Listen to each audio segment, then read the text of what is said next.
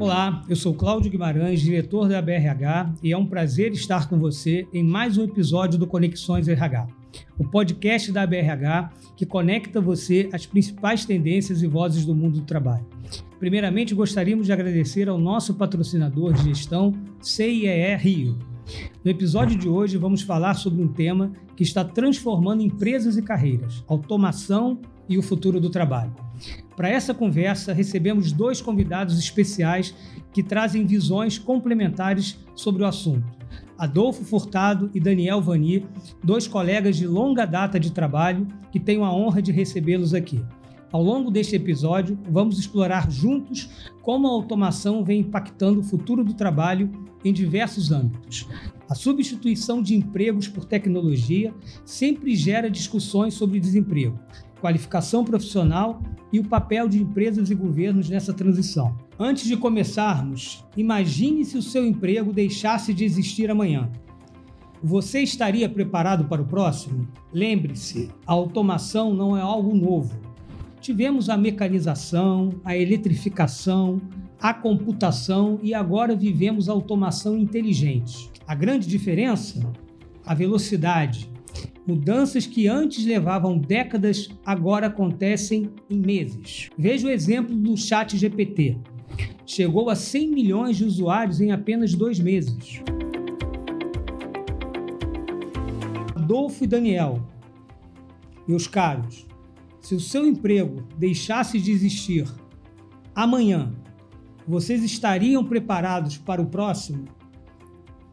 Eu acho que primeiro, Cláudio, tudo bom? Bom revê-lo, Daniel. Prazer estar aqui na BRH. Enfim, acho que vamos aí bater um papo super instrutivo sobre esse tema. Mas acho que essa é a grande questão que a gente tem hoje em dia, né? Porque se a gente for pensar no dia a dia dos profissionais, a gente acaba que não para pensar exatamente o que eu vou fazer se a minha função, se a minha profissão ela deixar de existir. Se a gente for puxar historicamente, é o que você falou aí perfeitamente, Cláudio. Não começou isso agora, né? A gente vem lá desde de muitos anos, mecanização, eletrificação, a industrialização, tudo isso veio mudando as formas de trabalho e extinguindo e criando novas funções desde então. Só que o fato é que hoje em dia as coisas são muito mais rápidas. Você deu o exemplo aí do ChatGPT, que de uma semana para outra, num mês, a coisa multiplicou assustadoramente. Ou seja, as pessoas estão com fome de aprendizado e de utilização dessas novas inteligências. Então, o que eu vou fazer, né? Como eu vou pensar se meu emprego, se a minha função, se aquilo que eu conheço deixar de existir ali na frente? E o ponto principal desse questionamento, para mim, está na aprendizagem contínua, né? Você tem que continuar entendendo, aprendendo tudo que está acontecendo no seu entorno para você ir fazendo e dosando, né? O quanto que é a minha função, o quanto isso já está em transição, o quanto isso já está sendo substituído, o que é transformação, o que realmente é uma substituição. Então, acho que acaba que caminha um pouco por aí dessa análise, né? Se meu emprego começasse a deixar de existir. Então, como é que eu analiso isso, né? O que eu tenho que continuar aprendendo para que isso não deixe de existir? Exatamente. Eu acho que até uma pergunta anterior, Adolfo e Cláudio, para onde meu emprego está indo, né? Para onde ele está se transformando? A IA vem para isso, né? A inteligência artificial vem ajudar a gente a trazer novas tecnologias e aquilo que era uma informação que, de repente, era de difícil acesso, ela fica cada vez mais acessível. Cabe a gente entender como utilizar esses mecanismos para transformar aquilo que a gente faz hoje em dia. Fazer aquilo de forma mais automática, mais produtiva, mais ágil, mais rápida, mais perfeita, né? E com isso entender se a nossa função vai se transformar junto com aquilo, exigindo da gente outras capacidades, outras características, né? A gente fala muito de skill, né, na posição.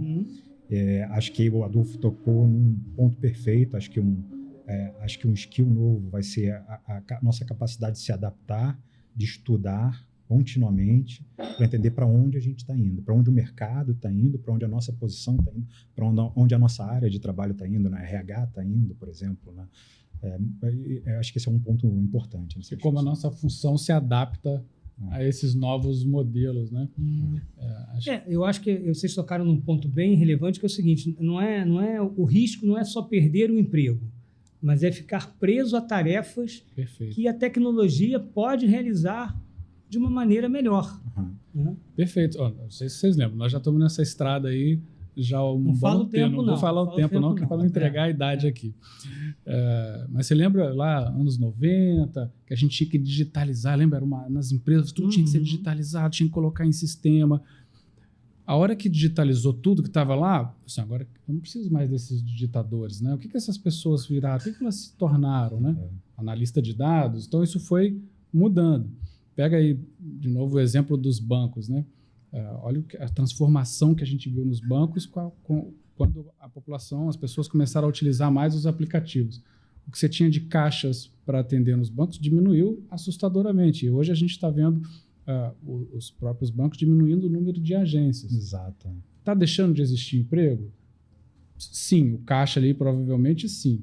Agora, eu tenho outros empregos que foram criados. Né?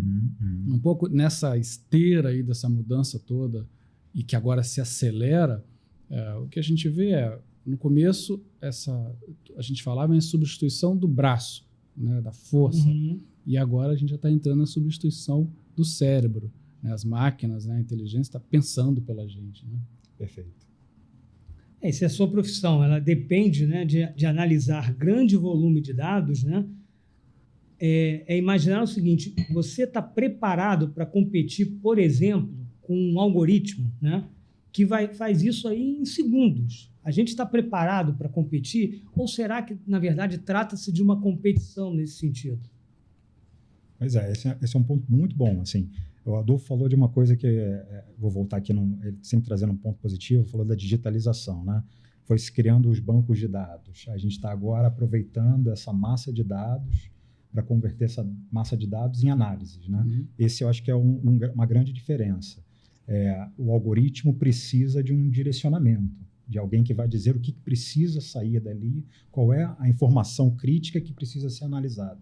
Esse é o ponto, né? Hoje em dia os profissionais têm que se preparar muito para isso, né? A gente criou essa grande base de dados e aí a gente está se preparando para uma fase pura de identificação de como utilizar essa base de dados, né? Então é um ponto relevante nessa análise também. Eu lembrei de um exemplo que eu acho que é curioso aqui, Cláudio, Daniel. Não sei se vocês lembram quando chegou a Uber e foi aquela crise com os táxis, né?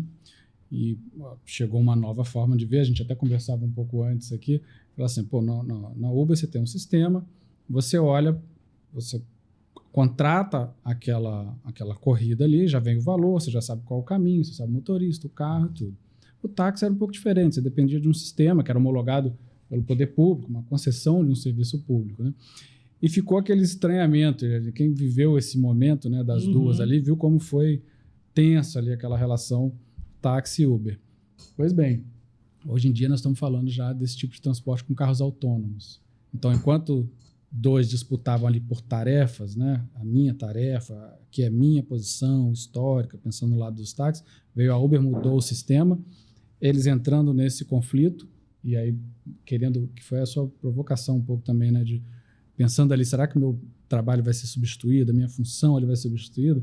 Nós estamos dizendo que agora que essa função pode não existir mais com os carros autônomos, que é um pouco do que nós estamos falando aqui dessa substituição e transformação. Para onde vão essas pessoas? Para onde vai essa disputa? Então, a preocupação é um pouco eu foco na minha atividade, mas eu tenho que estar aprendendo qual é o próximo passo, como a minha atividade, como eu me adapto para um próximo momento, visto que esse momento está vindo com uma velocidade extrema.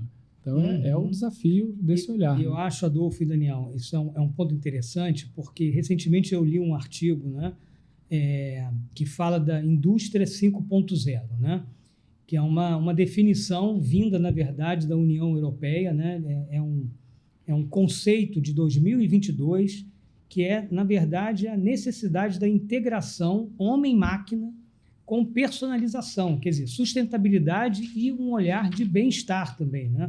Então, qual é a principal diferença da 4.0? Né? A gente fala muito em indústria 4.0. O foco ele deixa de ser apenas a eficiência, mas passa a incluir a colaboração humano-tecnologia. Então, isso gera um impacto social extremamente positivo. Mas quais impactos são esses, os principais? Né? Você passa a ter maior demanda por habilidades humanas únicas, né? E a gente está falando com isso de criatividade, empatia, tomada de decisão complexa, valorização da produção sob medida e atendimento mais personalizado. Vou dar um exemplo, né, que também, inclusive, estava nesse artigo que eu li. As fábricas da Siemens já implementaram robôs que são robôs colaborativos, né? Que eles, na verdade, eles têm a função de trabalharem lado a lado com operadores humanos na produção de peças customizadas. Então, você não elimina 100% a força de trabalho humana. Você conjuga, você integra, né? Óbvio, né? Você tem desafios, né? Quais são os desafios hoje? Eu acho que são desafios bem interessantes, que eu vou até pedir para que vocês desenvolvam em cima disso, porque está muito ligado ao nosso ambiente de trabalho, que são as negociações coletivas. Perfeito. A gente via muito na questão das negociações coletivas, e a gente já começa a ver cláusulas nesse sentido, que os sindicatos tentam colocar redações dizendo o seguinte: tá bom, você vai automatizar a operação, então eu quero garantia de emprego. Eu preciso que os trabalhadores tenham estabilidade. Mas será que é isso que tem que nortear uma cláusula de uma convenção coletiva ou de um acordo? Queria ouvir vocês, o que vocês pensam, porque isso é um exemplo muito prático e que eu percebo que já está presente na mesa de negociação. Essa preocupação não é uma preocupação ainda futurística, não. Principalmente a depender do setor, os sindicatos já estão trazendo isso para a mesa. Sim, lembro muito na questão da pandemia, né, quando a gente começou a falar um pouquinho do trabalho de casa, né, o teletrabalho, o trabalho híbrido, que algumas empresas adotaram, como isso mudou, né? Porque de uma hora para outra, empresas que trabalham 100% presencial precisaram readaptar o seu ambiente de trabalho. Ali começou a se discutir muitas cláusulas nesse sentido, né? Eu fiz uma pesquisa rápida no Mediador, né, sobre esse tema automação e percebi algumas cláusulas interessantes lá. Uma que falava sobre remuneração, inclusive, de automação de invenções. Então, se o empregado tem alguma invenção no ambiente empresarial, como ele pode ser remunerado por aquela invenção, que tipo de resultado aquela invenção trouxe para o ambiente de trabalho. E ele traziam faixas de remunerações pelo resultado da inovação trazida pelo empregado. E outras cláusulas falavam da preocupação, como você colocou, Cláudio, da substituição da mão de obra pela automação ou pela invenção trazida. E aí falava da necessidade de você adaptar aquela força de trabalho, você fazer com que aquela força de trabalho tivesse a oportunidade de se preparar para aquela alteração. Então, a cláusula falava dessa necessidade de você se colocar à disposição no ambiente de trabalho para preparar a força de trabalho para aquela alteração, né? Outra coisa interessante, super interessante também que eu vi, que a gente tem uma discussão hoje no Supremo sobre isso, né? A gente tem lá no artigo 7º da Constituição um inciso que fala sobre automação e força de trabalho. Esse inciso nunca foi regulamentado, a gente precisa de uma lei para tratar daquele inciso, e isso gerou uma discussão no Supremo sobre como é que a gente vai regulamentar. Então, a ADO 73, que está lá no Supremo, trata desse tema. Como aquilo vai acabar, que tipo de entendimento o Supremo vai ter sobre esse tema, ou que tipo de repercussão isso vai ter nas negociações coletivas, por exemplo, ou que tipo de legislação vai sair do Congresso Nacional, a gente ainda não tem muita ideia. Mas são 3 pontos aí super interessantes para a gente falar sobre negociação coletiva. E assim, pegando o gancho aqui do Daniel, né, esse é um ponto extremamente relevante para os profissionais de RH e relações trabalhistas e jurídico, talvez principalmente também. A gente fica falando muito da inteligência artificial, o que vem pela frente, né, qual é o futuro, mas tem muita discussão acontecendo agora, ou que deveria estar acontecendo agora, ou o que nós, profissionais que estamos inseridos nesse meio, deveríamos estar provocando muito mais, fazendo fóruns como esse que a gente está aqui agora, por exemplo, que discutem isso, ou seja, se nós não discutimos, alguém vai discutir. Com certeza. Né? Então, o que a gente espera que venha pela frente? O que está sendo realmente discutido nesse debate no STF lá, né, Daniel? Que frutos vão vir disso? Eu acho que isso é um ponto super relevante para que a gente fique atento, né? A gente fica querendo pensar lá na frente, temos que pensar, obviamente, só que essa coisa, você falou bem no início aqui, Cláudio, quando o ChatGPT apareceu, 100 milhões de pessoas em uma semana, né? Em 2 semanas. 2 semanas. Então, assim, em 2 semanas você tem um avanço desse. Em mais 2 semanas, o que mais que avança? E aí a gente tem uma discussão jurídica e política acontecendo que vai influenciar diretamente a nossa atividade. O que eu preciso aprender, então, para que eu me adapte a essa discussão ou o que está vindo dessa discussão? É extremamente exatamente, exatamente. E outro ponto que o Cláudio trouxe também é a velocidade, né? A gente fica tentando discutir os pontos e eles vão andando sozinhos, né? Então, vamos discutir o ChatGPT 4.0, por exemplo, e daqui a pouco já não estamos mais no 4.0, né? Já estamos no 5, no 6, no 7, e aí a gente, nessas discussões governamentais ou jurídicas, elas perdem muito o efeito prático, né? Nessa esteira, a negociação coletiva tem uma flexibilidade, uma agilidade muito maior de apresentar resultados. E é exatamente esse o ponto hoje a convenção coletiva ou o acordo coletivo funciona como lei, né? Então nós temos a opção e a oportunidade de sermos o quê? Legisladores.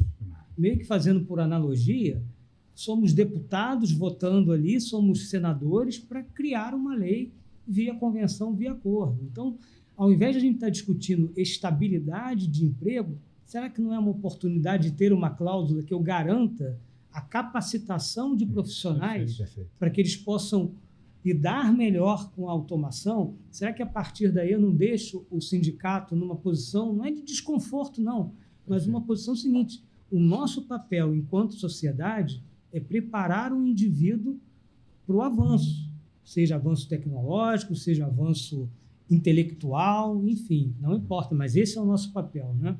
E você falou, né? A nossa importância e a necessidade de um olhar social para isso, né?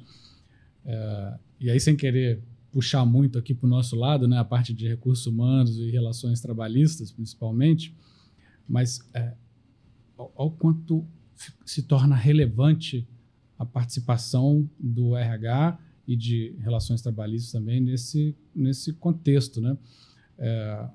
Porque os sindicatos, eles acabam tendo que ter, e os sindicatos que evoluem mais rápido, eles têm esse olhar que é uma visão mais social, que deixou lá, a gente há pouco falava dos anos 90, 80, 70, né, com toda a industrialização que veio acontecendo, digitalização, mas lá atrás, e não é tão atrás assim, a discussão era por reajuste, inflação, que benefícios a gente coloca num acordo, o que os meus colaboradores, empregados precisam naquele momento, mas a gente...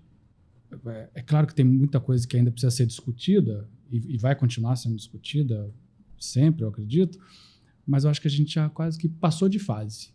A discussão agora ela é mais social, ou seja, é uma defesa do emprego, que é o que você trouxe, é uma estabilidade? Talvez não seja esse o caminho, inclusão, porque a estabilidade vai ser vencida por uma digitalização maior, por exemplo. Daqui a pouco, como é que você cria uma estabilidade aqui no Brasil se eu vou ter que discutir a pessoa que está trabalhando na Europa, sei lá. Esse é um bom gancho. Hein, esse é um bom gancho. Né? E só para eu terminar o raciocínio, então, a discussão com os sindicatos, que nós temos que provocar cada vez mais, é essa do aprendizado. Porque isso é bom para os empregados, para os colaboradores, né? Para a empresa, porque você tem as pessoas capacitadas, para os sindicatos, porque estão garantindo o conhecimento e adaptação a novas tecnologias daquelas pessoas, e a perenidade do emprego, que vai deixar de ser o motorista, ou seja lá qual for a função que pode ser transformada ou substituída, para ter uma outra mais adaptada, né, mais próxima, e trabalhar mais próximo daquela tecnologia que chegou na empresa naquele momento. É isso, quer dizer, o trabalho do futuro, na verdade, não é competir com a máquina, né? Mas criar com ela. Exato. Né? Aproveitar essa máquina e criar, e aí tem a ver com o que eu falei da indústria 5.0, que a União Europeia, né, já começa a perceber como uma necessidade de inclusão do indivíduo, muito mais do que está discutindo o que seria uma garantia de emprego, mas no momento que você é incluído dentro de um modelo de trabalho, a questão do emprego ele passa a ser uma consequência natural desse processo. E aí, quando eu falei que eu queria pegar o gancho, quando você estava comentando ali, queria falar sobre o nômade digital, que eu acho que tem muito a ver, e você deu a deixa ali para que eu puxasse essa questão do nômade digital, né? E qual é o conceito, né, que a gente traz do nômade digital? Que é esse trabalho remoto, globalizado, viabilizado graças às plataformas digitais, né, e à conectividade. Então, isso é muito comum em áreas como TI, marketing, design, consultoria, educação online. Mas temos inúmeros desafios jurídicos, né, que é a questão de tributação internacional, legislação aplicável, né, previdência. E eu fico pensando assim, o quanto, na verdade, esses profissionais hoje estão mais preocupados com a remuneração ou estão mais preocupados com uma qualidade de vida e uma flexibilidade de trabalho, de jornada e de estar, né, o anywhere, né, do que efetivamente ter uma carteira de trabalho assinada. E a gente não pode fechar os olhos para isso, porque isso não é uma pequena realidade. Hoje, quando você vai negociar a contratação de um determinado profissional, ele pode virar para você e, na discussão da possível contratação, atração e, inclusive, a retenção, isso pode estar na mesa. Ou seja, eu posso trabalhar para você, mas eu quero estar... Aí eu vou pegar o exemplo de Portugal, né? Porque Portugal é um país que, talvez ali no período da pandemia, tenha sido o país que saiu um pouco à frente com essa questão do visto específico para o nômade digital, permitindo que ele pudesse ficar até 1 ano, né, saindo e retornando ali, desde que ele ficasse, se eu me recordo bem, assim, 183 dias em Portugal, mas sem ter um local, mas podendo ter uma empresa que ele estivesse prestando serviço fora de Portugal, sem ter nenhuma relação. Como é que vocês veem essa questão, inclusive para as empresas, como um grande desafio, que é lidar com esses novos profissionais que não estão, talvez, mais preocupados com a remuneração, mas talvez com essa liberdade? Esse tema ele é complexo, né? Mas olha como ele é importante, ele está no dia a dia das empresas e principalmente o RH sendo protagonista dessa discussão. Eu vi uma pesquisa recentemente, eu acho que ela saiu até agora, depois do CONAR, alguma coisa assim, mostrando que as formas de trabalho, né, o home office e o híbrido, eles estão em queda. Ok, tendência, é difícil lutar contra uma tendência, né? Ela está indo, ou seja, agora, o que eu vejo de discussão nas empresas? Às vezes, algum líder ou líderes que falam assim, não, eu quero as pessoas aqui.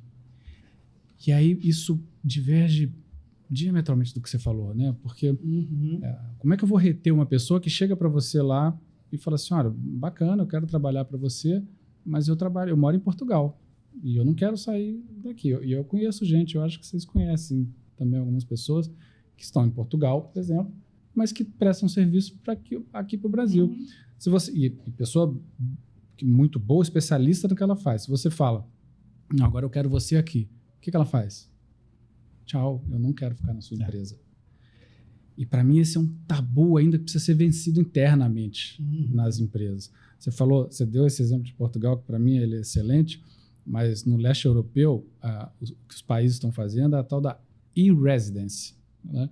Que é estabelecer um sistema jurídico que você pode abrir uma empresa no país sem nunca ter ido lá.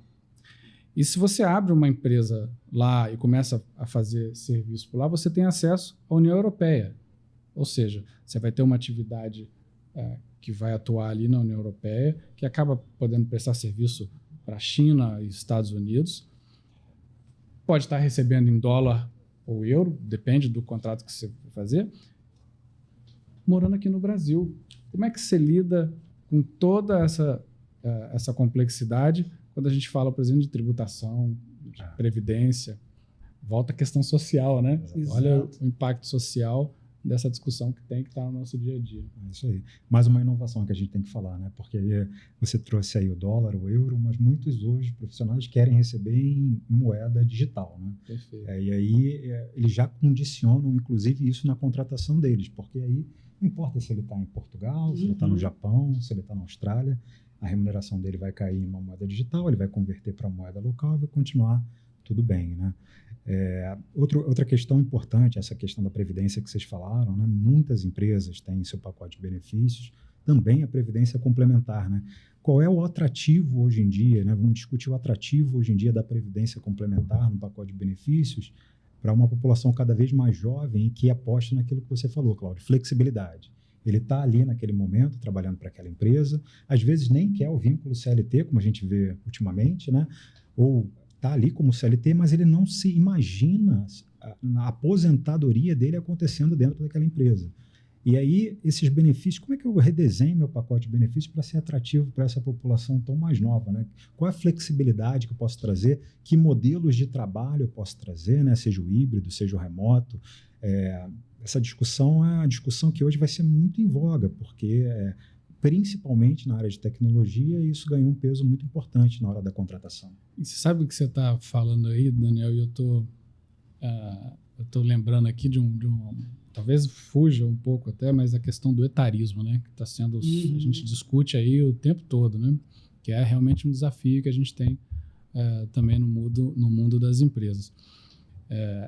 Esse jovem trabalhador, talvez jovem ou não tão jovem, mas que não é mais uma questão de um lifestyle, ele está pensando um pouco no estilo de vida, um pouco no dinheiro, um pouco em como ele pode viver novas experiências, receber em Bitcoin, mas uma hora ele vai ficar mais maduro, vou chamar assim, né? Vamos falar. Ele vai ficar mais maduro e, de alguma maneira, pode ser que ele precisa de uma previdência, seja ela pública ou privada. Aí você vai escolher.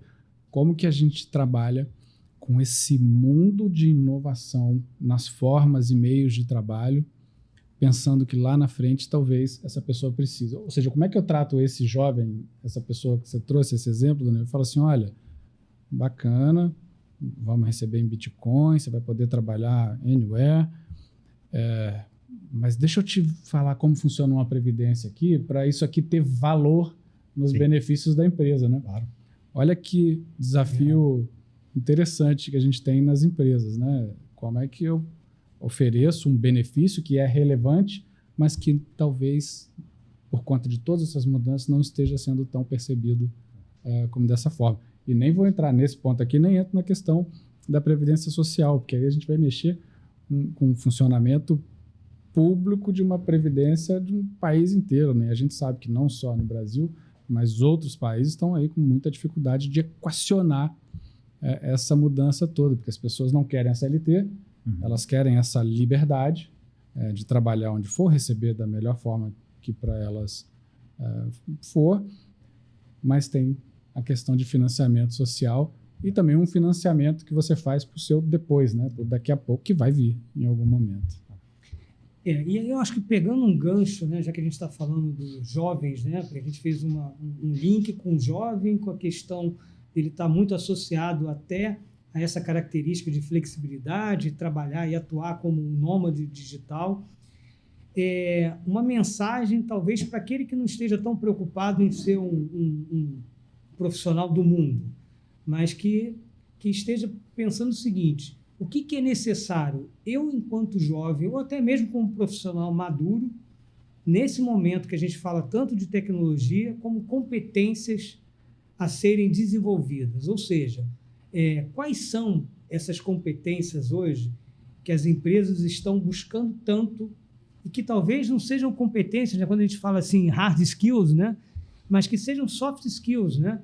O que seriam essas competências? Como é que vocês veem isso? Até para a gente poder, né, aqui, que nós já... Você falou, né, que a gente já está um pouco rodado, né? Mas, que a gente já está um pouco rodado, mas que competências seriam essas para quem está rodado ou quem não está rodado, né? Eu acho que essa é uma boa questão, Cláudio. Vamos pegar aqui o nosso ponto, né? Um tema que a gente discute bastante, que são as negociações sindicais, trabalho, porque quando eu falo negociação sindical, as pessoas pensam logo naquela negociação de mesa, mas tem a negociação trabalhista, que é a parte interna, né? Eu vou chamar, se eu vou dividir em sindical e trabalhista, que é uma negociação interna dos diversos possíveis assuntos que acontecem no dia a dia de uma empresa. Então, eu acho que o pensamento crítico, a capacidade de negociação, a capacidade de diálogo. Eu colocaria criatividade também para resolver problemas, né? A gente precisa de uma criatividade, né? E você pega criatividade, que é um bom ponto, Daniel. Uma vez no MBA que eu fiz, e já tem bastante tempo aí. Olha você de novo entregando. Eu falando, entregando as coisas, né? E eu estava questionando muito isso. Eu falava, discutindo com um professor, eu falei assim, olha, eu não sou criativo, eu não... Aí ele falou assim, Adolfo, a criatividade não é simples, não é só você tirar alguma coisa do zero e isso ser inovador e tudo mais. É você dar novos caminhos ou novas formas de atuar em cima de coisas já existentes. A criatividade é um pouco disso também, ou seja, que é a adaptação que a gente vem falando aqui ao longo dessa conversa, né? Então, eu acho que é um pouco disso, assim, Cláudio. O que a gente tem... criatividade, como o Daniel trouxe, negociação, capacidade de diálogo, de comunicação. Né? É um senso, né? Eu outro dia recebi até de um colega que estava buscando uma vaga e é impressionante que a resposta que ele recebeu, bem diferente, né? Porque normalmente a resposta que vem das empresas é assim, analisamos, vamos guardar o seu currículo para novas oportunidades, mas o seu perfil não estava aderente. A mensagem veio para ele com uma recomendação. E aí eu até perguntei para ele, mas teve algum teste que você fez? Ele falou, teve. E aí a mensagem veio assim, desenvolva mais o seu senso analítico. O seu senso de análise crítica. Então, assim, eu achei formidável quando ele falou isso comigo, porque mostra esse anseio das empresas agora em buscar. Meu Deus, eu estou com uma quantidade absurda de dados, porque isso eu estou aprendendo a fazer, né? A acumular dados, a acumular informações, mas outro dia eu comentei isso, né? Dados que são colocados numa gaveta ou numa mesa, eles não servem para nada, né, gente? O que os dados eles exigem? Que alguém, né, ou algo faça uma análise minuciosa, traga a partir dali uma decisão a ser tomada, um senso crítico. Então eu fiquei muito, muito impressionado positivamente, né? Apesar de... Acho que para ele foi um balde de água fria, né? Porque recebeu ali quase que uma chamada eletrônica só, né? Não teve um contato humano, né? Que eu acho que ainda muitas vezes faz falta para caramba ainda, né? Mas tem essa mensagem do quanto você tem que desenvolver essas competências para poder atender essa necessidade das empresas, né? Boa. E a gente fala de capacitação, né, Cláudio? Que é o que você falou. Ele recebeu um feedback, acho que automático ali da ferramenta, que traduz um pouquinho dessa forma de capacitação que a gente tem hoje nas empresas de desenvolvimento, que são as famosas trilhas personalizadas. Você não tem mais aquele treinamento para 20, 30 pessoas ao mesmo tempo, você tem cada vez mais treinamentos individualizados para exatamente trabalhar aquilo que aquele empregado, aquela função especificamente precisa. Então, a inteligência artificial, as automações também conseguem fazer isso, né? Conseguem analisar quais são os seus skills, como eles estão e o que você precisa desenvolver, por exemplo, para assumir um cargo de liderança. E começa a criar trilhas personalizadas de desenvolvimento e treinamento para cada um de nós, né? Então, é uma coisa super interessante, você estava falando sobre essa questão do feedback que ele recebeu. Se você olhar hoje alguns softwares, quando você se candidata, ele já mostra que habilidades aquele cargo tem que ter e quais daquelas habilidades você já tem para fazer um matching com aquele cargo, né? Então, você está, sei lá, de 10 habilidades, 10 skills, você tem 8. Quais são os outros 2 que são necessários para você correr atrás, para você identificar que aquelas posições que são parecidas com a sua precisam de desenvolvimento, né? Isso também traz alguns alertas, né, para os profissionais, para eles tentarem entender o que as empresas estão buscando em posições que são parecidas com a sua ou são o seu próximo passo de carreira, para você buscar também o seu próprio desenvolvimento. E é importante, assim, olha como é que esse assunto ele é extremamente relevante nas empresas, né? Nós, líderes de RH, né, líderes de pessoas, a gente tem que estar avaliando o tempo todo isso, né? Que treinamentos que as pessoas precisam, né? Para onde nós estamos caminhando, que informações eu preciso que elas tenham, que conhecimento ou que novos conhecimentos elas precisam ter. E eu preciso oferecer isso também. Lembra aquela coisa, né? O treinamento, o desenvolvimento, ele não é custo, né? É investimento. E se você não treinar, você vai acabar com uma pessoa ruim ali, e aí entra naquele do custo de desligamento, contratação, novo treinamento, tudo mais. Então, como eu ofereço isso no âmbito da empresa, treinamento, desenvolvimento, para essas novas tecnologias ou para esses novos conhecimentos que as pessoas precisam ter. Eu já vivi experiências onde, por exemplo, era cobrado da equipe assim, nós precisamos entrar na inteligência artificial, nós precisamos ter esse tipo de digitalização, eu preciso ter isso. Então, ver essa ferramenta que ajuda com o RH. Mas quando você foi discutir com a liderança, olha, tá bom, mas eu preciso treinar as pessoas. Uhum. Não tenho verba. Ora, primeiro eu tenho que saber toda a nova tecnologia, por quê? Para onde está indo essa empresa? Para onde está indo? Que ferramenta eu preciso? Definido isso dentro da estratégia, que conhecimento as pessoas precisam ter e que desenvolvimento eu preciso com que elas tenham, né? Essa é uma discussão que já está atrasadíssima no âmbito das empresas. A outra experiência também um pouco semelhante olha, eu quero esse aplicativo aqui ou essa ferramenta X. Aí todo mundo foi lá olhar, não, mas agora mudou, agora eu quero a Y. Agora eu quero a Z. Nós temos que saber isso. Aí você fala assim, espera lá, por quê? Qual é o caminho? Qual é a estratégia dessa área ou dessa empresa? Para onde? Porque se você também abrir demais o leque, o que vai acontecer é que ou você vai conhecer pouco ou quase nada, ou você se perde nesse mundo de tecnologias, né? Hoje você tem aí diversas ferramentas, mas qual é a sua estratégia? É quase que voltar para uma discussão de cultura. Sim, né? Sim. Qual é a cultura? O que a sua empresa faz? Para onde a gente tem que ir? Né? Para onde nós queremos ir? Então, se eu sei esse norte, eu preparo qual a melhor ferramenta, eu desenvolvo as pessoas, preparo elas para esse futuro que vem aí pela frente. Então, capacitação queria aproveitar que você puxou esse gancho aí das inovações, né? Puxar um tema que a gente falou pouco aqui, mas que acho que é super interessante, né? Como também a automação, inovação se conecta com a segurança do trabalho, né? No ambiente de trabalho, né? Para citar alguns exemplos dessa questão de como isso se torna prático dentro das empresas. Você falou de software, né? de aplicativos, qual que eu vou escolher. Muita discussão de que tarefas, vamos dizer, perigosas ou insalubres eu posso automatizar para tirar o profissional humano daquela área de risco, né? Então, só 2 dados interessantes. Em 2015 e 2016, no mercado de energia, nas plataformas de petróleo, se fazem inspeções de corrosão, inspeções para tentar identificar nessas plataformas quais são os pontos críticos para manutenção. E, pela primeira vez, pelo que foi contado, se utilizou a tecnologia dos drones para fazer essa inspeção. Antes, essa inspeção era feita por pessoas, né? As pessoas tinham que se deslocar na plataforma de petróleo, subir em escadas, fazer um trabalho em altura, um espaço confinado, tirar fotos, fazer análises. E aí se utilizou os drones para fazer essa inspeção visual, tirar fotos, fazer vídeos. E os profissionais comentavam que eles nunca tinham visto navio plataforma sob aqueles ângulos. Então, a análise deles foi muito mais completa do que quando o trabalho humano era realizado. Outro ponto interessante também é que, numa das empresas de energia, se comentou quantas horas de trabalho foram substituídas por robôs.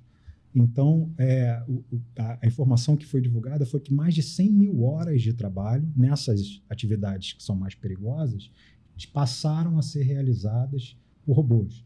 A gente está falando que, tudo bem, houve uma transformação ali do trabalho, né? Pessoas que faziam aquela tarefa não fazem mais, elas são realizadas agora por robôs, de forma autônoma, mas o quanto se tirou aquele profissional da área de risco, né?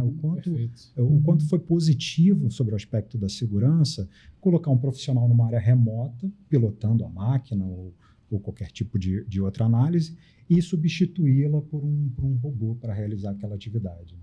Você falou de segurança, me lembrei agora dos mergulhadores, né, em plataforma, né? Muito. Que também já foram substituídos e, assim, é uma profissão com alto índice de acidente fatal, inclusive, né? E aí vem essa automação, vem a tecnologia para permitir que haja essa substituição, né? Perfeito. Acho que isso também é um bom exemplo. Muito bom você falar da parte de segurança também, porque a gente começa a materializar, né, gente? Eu acho que, assim, quem está nos assistindo também tem muita curiosidade e interesse em saber, tá, mas aonde funciona isso? Como funciona? Aonde vamos parar, né? O que acontece com os empregos? Então, acho que um pouco da nossa responsabilidade aqui é, por um lado, desmistificar, mas também exemplificar, né? E acho que é uma análise que a gente fala, né? A nossa carreira está na nossa mão, né? É meio abstrato falar isso, né? Mas você olhando no dia a dia, desde um cargo de entrada, uma posição de entrada numa empresa, ou a indústria que for, o tipo de atividade que for, até o mais complexo, quando você começa aquela atividade ali, você consegue fazer uma análise, ainda que mínima, de falar, isso aqui é uma função que requer atividades repetitivas, é uma função que pode ser substituída de alguma forma. Então, como eu começo a me preparar, né? E essa parte da segurança é essencial para isso, né? Porque a gente tinha pessoas que iam à frente de trabalho em ações perigosas, o mergulhador, o soldador, enfim, uma série de... pega aí as funções perigosas, né, e públicas, né? Um bombeiro, alguém que tem que olhar se tem uma bomba, que hoje já vai lá aquele cachorrinho, um robozinho lá, que vai lá e olha para ver como é que aquilo está, faz aquela análise. Antes era uma pessoa. Essa pessoa perdeu a posição, mas como você falou, tirou ela do risco, né? Você trouxe também, Cláudio, tirou ela do risco. O que eu faço com essa pessoa?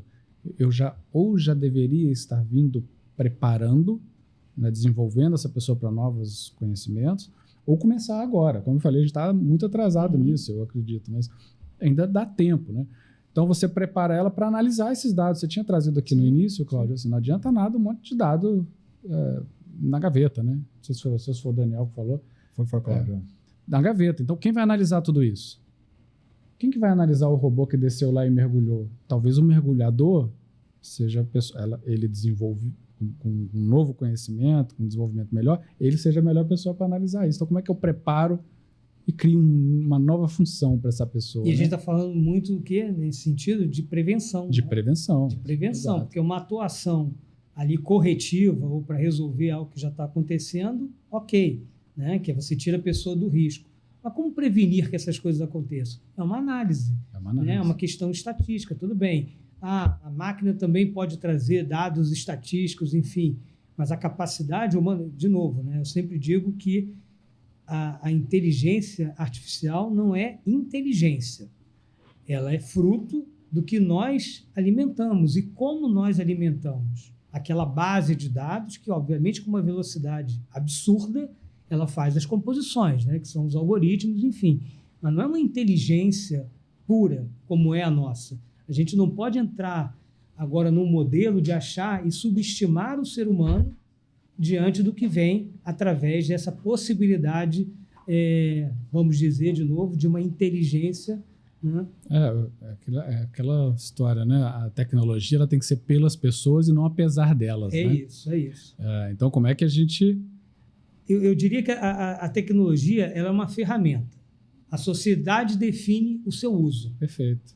Isso, é uma ferramenta e a sociedade vai definir o seu uso. Não será diferente disso. Perfeito. E assim tem que ser. Agora, não querendo extinguir o assunto, eu acho que esse assunto a gente ainda vai aprender muito ao longo do tempo sobre ele, mas a gente precisa se desenvolvendo, porque as ferramentas elas estão melhorando assustadoramente cada dia que passa, né? Elas vão aprendendo. A gente já acorda atrasado, Adolfo. Exatamente. A gente já acorda atrasado, Perfeito. né, Daniel? É isso aí. Atrasado. Concordo. Eu acho que nesse sentido, até para buscar produtividade, outra coisa importante é cada vez um ambiente mais diverso. Buscar um ambiente mais diverso com pensamentos complementares ou pensamentos diferentes do seu fazem com que, por exemplo, o que o Cláudio trouxe, né, a inteligência artificial ela precisa cada vez mais de dados, mas cada vez mais também de alguém que alimente e faça análise. cabeças diferentes, pensam diferentes, conseguem extrair o melhor daquela informação, né?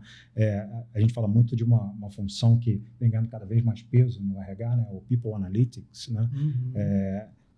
Como é que você interpreta isso para criar um ambiente cada vez mais produtivo, cada vez mais inclusivo, cada vez mais diverso, cada vez que você possa trabalhar que essas métricas de produtividade, diversidade e inclusão ganhem objetividade, né? Então, isso também eu acho que é um fator importante para a liderança de RH, para a liderança das empresas pensar também, né? Automação, desenvolvimento, produtividade, diversidade e inclusão, o ambiente de trabalho cada vez mais diverso e que, com certeza, vai gerar cada vez mais resultado. E que, pegando o seu gancho aí, o RH, para mim, tem que ser protagonista disso. Nós é que vamos conseguir ter essa visão mais humana e mais sobre as pessoas, né? E cuidar para que a gente interaja com as novas tecnologias. Isso aí. Como eu falei, né? Pelas pessoas, não apesar delas. Então, o olhar tem que ser do RH. Para mim, o RH tem que ser... há muito tempo que a gente já fala, né? A história do RH estratégico. O que é o RH estratégico? É olhar isso, é o pensar para frente. É olhar toda a cultura, como você faz as coisas, como eu quero ser, como eu quero caminhar, como eu quero crescer, me desenvolver e adotar ações para que isso aconteça ao longo desse tempo. E com um olhar rápido, porque, como você falou, né? A gente já acorda atrasado. É isso. Né? Então, como é que a gente corre atrás desse assunto? Eu acordo com sono e atrasado. E atrasado. E eu ouso dizer que a gente quase sempre estará atrasado, porque as tecnologias avançam de uma maneira galopante. Né? Então, com certeza. E eu acho que cada vez mais, né? O Cláudio falou da agilidade, né? Da transformação, da inovação. Esses ciclos vão ficando cada vez mais rápidos. Né? A gente falava lá de ciclos de industrialização, aí duram décadas. Hoje em dia, esses ciclos estão cada vez mais curtos, em anos. Cada vez mais exigindo agilidade da gente, de adaptação, desenvolvimento, né? De busca contínua de desenvolvimento. Acho que esse é um caminho que não tem mais volta. E não tem. Eu discuto muito isso com a minha mulher, né? Com a minha esposa, com a Elaine. Ela é médica, eu sou advogado, né? Nós três aqui somos, né? E a gente fica assim, o que nós vamos fazer amanhã? A nossa discussão é essa, porque a medicina e a advocacia, elas estão nessa esteira de substituição, né? Então, como é que a gente repensa, como a gente atua, como a gente se desenvolve para que daqui a pouco a gente não fique ultrapassado, né? Eu acredito de verdade. Eu falo para ela assim, fica tranquila, a gente sempre vai precisar de um bom médico. E ela fala, não, eu acho que não é por aí. Mas fica tranquilo, que a gente sempre vai precisar de um advogado. A gente fica nessa discussão. Na verdade, vamos precisar dos dois. Dos dois, exatamente. Porque, de novo, né, aquele gancho é o complemento. É o complemento. Entendeu? Um vai complementar o Exato. outro. Se nós ficarmos agoniados com perda de posição, sem entender que o que a gente tem é que construir lado a lado, óbvio, quando a gente fala da nossa profissão, gente, já está fazendo coisas fantásticas. Né?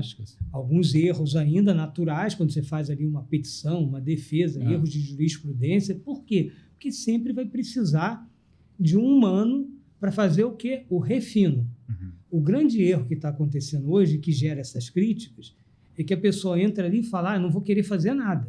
Sabe o que eu vou fazer? Eu vou fazer um copia e cola. Que é que nem o plágio, né? Que eu estava conversando outro dia, o plágio de obras literárias, enfim. O sujeito chega ali, eu vou escrever um artigo, vou escrever uma obra.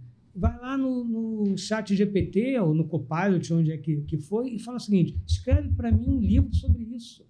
Aí, naquele livro, vai ter plágio, vai ter coisas que são perceptíveis, gente. Agora, você buscar um caminho. Estou pegando esse do lado intelectual e literário, porque eu acho que serve para todo o resto, né? Se você dá um norte para a inteligência artificial e, a partir dali, você faz a sua construção, onde você coloca o seu eu ali dentro, o seu produto, o seu conhecimento, tudo isso ali dentro, aí ela está funcionando. Perfeito. Né? Eu vi um texto, você me lembrou de uma coisa, eu vi um texto no LinkedIn um dia desses, de uma executiva de recursos humanos, e ela falava alguma coisa semelhante a isso, Cláudio. E ela falava assim,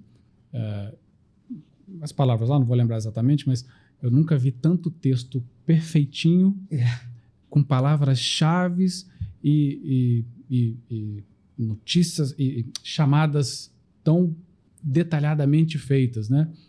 De artigos no LinkedIn. Ou seja, virou quase que uma moda você colocar no ChatGPT ou no Copilot ou o que for, tirar um texto dali e joga para dentro de um artigo, como seja. Ali, é o que você falou, ali tem plágio, ali tem coisas que às vezes, quando você vai para o dia a dia, não faz sentido. Uhum. Tem coisas que às vezes, a bonitinha ali, tá bem escrita, maravilhosa, mas quando você vai para o dia a dia, você fala assim, cara, isso aqui não funciona. A realidade, né? A realidade não funciona. Então, eu achei o artigo bem legal e curioso, porque ele mostrava isso, né? De como que a gente vai colocando as coisas e funciona, como você falou, para a função de advogado. E também para de médico, e também para outras monte que tem por aí, né? E a gente vai aprendendo com isso, né? Você faz uma petição inicial lá, usa uma ferramenta dessa que seja melhor e acaba cometendo algum erro ali, sabe? Há pouco tempo saiu notícia aí de...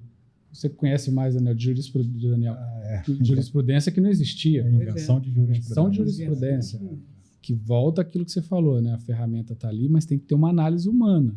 Não adianta, né, Cláudio? É verdade. Pessoal, a gente começa a caminhar para o final, né, do nosso papo, que está ótimo, né?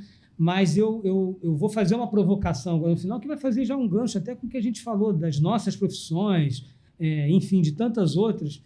Mas eu começo assim falando um pouquinho, porque eu acho que quem está nos ouvindo tem uma preocupação muito grande com essa questão, né, que eu acho que é o que meio que envelopa o que a gente conversou, que é o futuro do trabalho, o futuro do emprego, né? Então, se eu for pegar um pouco de cada um do que foi dito aqui por nós, eu vejo assim, num cenário otimista, né, eu vejo mais empresas, mais empregos criativos e estratégicos, né, aumento da produtividade, novos mercados sendo explorados. O que seria um cenário pessimista? Um desemprego estrutural ali, um aumento da desigualdade, da precarização. Mas eu acho que é o seguinte, o elemento decisivo para isso, e tem uma frase do Gandhi que é o seguinte, né? O óbvio não é óbvio, né? Então, o quanto o elemento decisivo de fato não é a educação, de fato não são as políticas públicas, a negociação social tripartite, né, que a gente tem que colocar isso na mesa para que a gente possa, de fato, evoluir, que é colocar empresas, governos e trabalhadores juntos para discutir esse modelo. Eu sei que, principalmente quando a gente trata de Brasil, isso é extremamente difícil. Extremamente complexo. Né? A gente pega uma frase do passado que é termina em pizza, né? E fica obsoleto rápido. E fica obsoleto rápido, mas é um dos caminhos, né? A gente tem exemplos históricos de substituição, mas que surgiram também novos trabalhos. A gente acho que falou aqui, antes de começar até, quando você foi trabalhar numa empresa, fizeram uma brincadeira com você, botaram uma máquina de escrever na máquina dele, numa época que você já usava notebook, né? Mas é para exemplificar que você teve os datilógrafos que desapareceram, sim, mas surgiram lá os designers de UX, né? Engenheiros de software. Então, assim, fica uma provocação aqui que eu faço para vocês aqui, principalmente. Nós, né, que falamos aqui, você falou da sua mulher, que é médica, da gente que é advogado. Será que nós estamos nos preparando para um futuro em que a nossa profissão talvez nem exista mais? Será que a gente está se preparando para isso? Eu acho que a gente já entendeu que isso é uma possibilidade, que isso é inevitável. Isso é um caminho sem volta. Caminho sem volta. E acho que a gente nunca esteve tão próximo de decidir sobre isso, né? Sobre uma abundância de desenvolvimento, de novos profissionais ou de exclusão. Uhum. E essa decisão ela vai passar por pessoas como nós, pelo governo, os sindicatos, os trabalhadores, como você trouxe. Eu acho que está na balança, né? Ou a gente cria mais desenvolvimento para as pessoas e a gente, eternamente, o país do futuro, né? Então a gente precisa ainda acelerar muito nessa transformação da educação no país e cuidar para que a gente não torne todo esse movimento de evolução uma exclusão de outros profissionais. Eu acho que está na nossa mão. Nunca teve tão na nossa mão essa decisão. Então, acho que é um pouco disso, Cláudio, assim que eu vejo. Então, vamos botar a máquina de escrever nas escolas, né, gente? Eu acho que principalmente nas escolas do ensino de base, vamos colocar dinheiro e verba pública para colocar computadores, para facilitar o acesso do jovem desde o início, para que o modelo mental dele, de novo, né, nós vivemos em bolhas, né? Então, não são todos que tenham acesso a uma tecnologia com velocidade, com qualidade, né? Você vai em muitas escolas públicas ainda no Brasil e você identifica o quê? Crianças ali com aprendizado que já é deficiente, mas usando lápis e papel, né? Então, o quanto isso não retarda o processo de desenvolvimento delas, né? Essa palavra, acho que o Adolfo tocou um pouquinho, né? A inclusão digital nunca foi tão importante, porque a gente já está num passo adicional, né? Na automação e no desenvolvimento. Então, inclusão digital, acho que é importantíssimo, o acesso à educação tecnológica, o acesso à educação, às vezes a gente fala um pouquinho até do ensino técnico, né? A oportunidade do ensino técnico também para incluir aquela pessoa no mercado de trabalho o mais rápido possível. Então, essas são características que a gente tem que buscar o apoio das instituições privadas e públicas, do governo, para que essa inclusão ela se torne perene, né? E cada vez mais ágil. Ela precisa ter velocidade também, né? A gente está falando de computador, está falando às vezes do celular, que também é uma ferramenta importante para a inclusão tecnológica, né? Você pode ter acesso a treinamento, a desenvolvimento, para plataforma de ensino pelo celular. Então, acho que a tecnologia é um ponto cada vez mais em discussão que a gente precisa ganhar velocidade. Ou políticas públicas que deem segurança jurídica para as empresas fazerem esse papel. Perfeito. Segurança jurídica é uma palavra sensacional. Pessoal, nós estamos chegando ao final mesmo agora, né? Eu acho que o legal hoje nós percorremos juntos um caminho que começa no passado e a gente já começa a projetar o futuro, né? Que a gente começa a falar um pouco desse passado, já projeta aqui parte desse futuro. A gente vimos que a automação não é uma novidade, né? Mas que a velocidade e o alcance da tecnologia de hoje mudam tudo, né?